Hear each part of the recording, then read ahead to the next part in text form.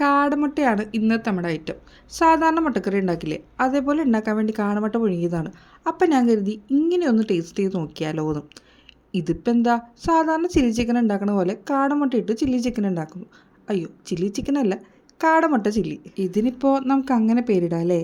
ഇതിപ്പോൾ ഉണ്ടാക്കണം എങ്ങനെയാണെന്ന് വെച്ച് കഴിഞ്ഞാൽ സൺഫ്ലവർ ഓയിലേക്ക് കുറച്ച് ഇഞ്ചിയും വെളുത്തുള്ളിയും ക്യാപ്സിക്കവും സവാളയൊക്കെ ഇട്ട് നല്ലപോലെ ഒന്ന് വഴറ്റിയെടുക്കുക.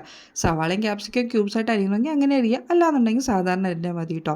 ഇനി അതിലേക്ക് കുറച്ച് കുരുമുളക് പൊടിയും കളറിന് വേണ്ടിയിട്ട് കുറച്ച് കാശ്മീരി ചില്ലി പൗഡറും കൂടി ചേർത്ത് നല്ലപോലെ ഒന്ന് മിക്സ് ചെയ്തെടുക്കുക. പിന്നെ നിങ്ങൾക്ക് ഇഷ്ടമുള്ള സോസൊക്കെ ചേർത്ത് കൊടുക്കുക കേട്ടോ. ഞാനിവിടെ സോയാ സോസും റെഡ് ചില്ലി സോസും ഗ്രീൻ ചില്ലി സോസും ടൊമാറ്റോ കച്ചപ്പും പിന്നെ കുറച്ച് വിനാഗിരിയും കൂടി ചേർത്ത് വെച്ചിട്ടുണ്ട്. എന്നിട്ടെല്ലാം കൂടി മിക്സ് ചെയ്ത് നമ്മൾ പുഴുങ്ങി വെച്ചിരിക്കുന്ന കാടമുട്ടയും കൂടിയിട്ട് നല്ലപോലെ ഒന്ന് ഇളക്കി കൊടുക്കുന്നുണ്ട് കേട്ടോ. ഗ്രേവി ആവശ്യമുള്ളത് കൊണ്ട് തന്നെ കുറച്ച് വെള്ളം ഒഴിച്ച് നല്ലപോലെ ഒന്ന് തിളപ്പിച്ചെടുക്കുന്നുണ്ട്.